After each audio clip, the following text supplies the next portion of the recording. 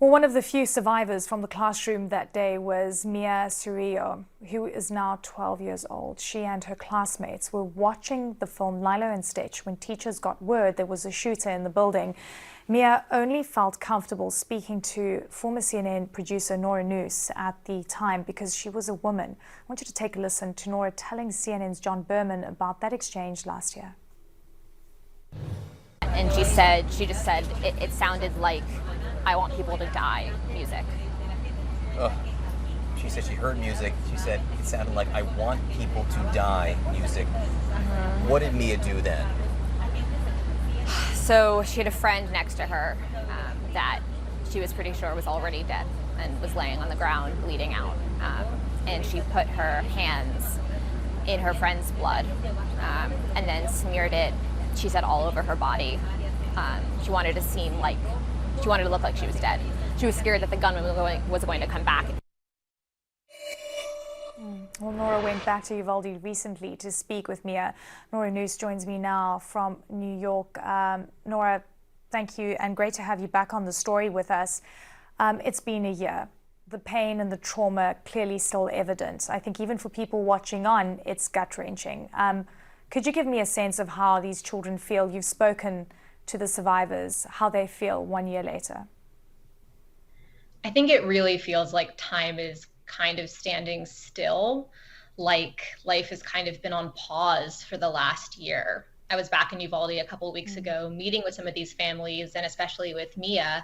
And, the kids haven't been going back to school. They've refused to go back. And the district offered this virtual education option, but it just didn't work for a lot of the families. There wasn't enough oversight, they felt. The students weren't really learning. And so they pulled them out.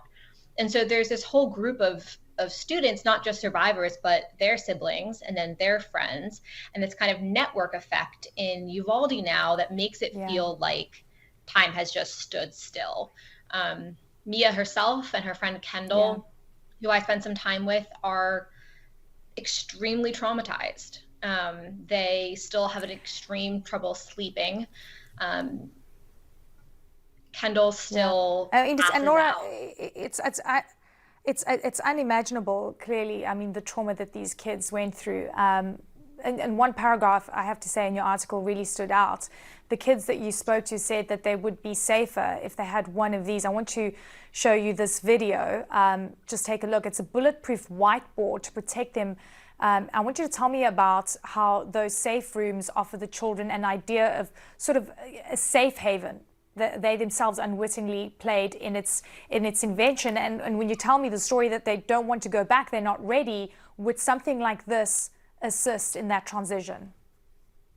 That's how this came up in the conversation. I was hanging out with Miah and Kendall and Mia's little sister, Elena, in their bedroom. And they were just chatting, doing each other's hair. And they got really excited telling me about this TikTok they had just seen of this whiteboard that would pull out into a ballistic, bulletproof safe room.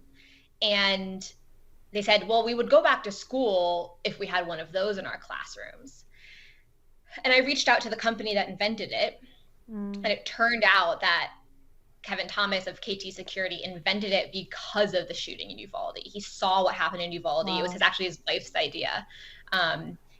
But, what struck me in that moment, I think a lot of readers of this piece, is that it's not normal for 11-year-olds, 10-year-olds to be excited about a ballistic safe room. Like, this is not normal. And the fact that they feel like they can go back to school because of this might be a good thing. But overall, they're 11.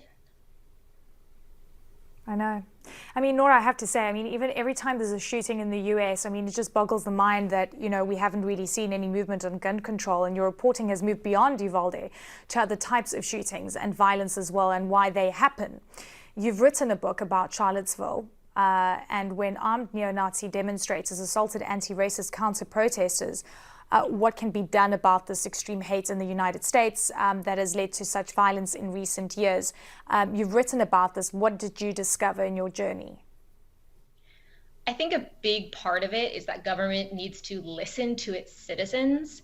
In Charlottesville, activists warned the government that this was going to happen, that these armed neo-Nazis would descend on the city. They had intel, they had things from the dark web. They put together a dossier and presented it to the government, and the government and police, law enforcement didn't listen. And it still happened, and Heather Heyer was killed. And this is what's happening right now on the issue of gun control and gun reform as well. Even in a Fox News poll from last month, 87% of voters favor background checks for all gun buyers, and 81% support raising the legal age to purchase a firearm to 21, which specifically in the case of the Uvalde shooter would have applied. And so the government and at all levels needs to be listening to its citizens and needs to truly get back to being a government of the people and by the people. We remember the children and the teachers, the victims, and we send love to their families. Nora, thank you so much for this. I appreciate your time. Thank you. Thank you.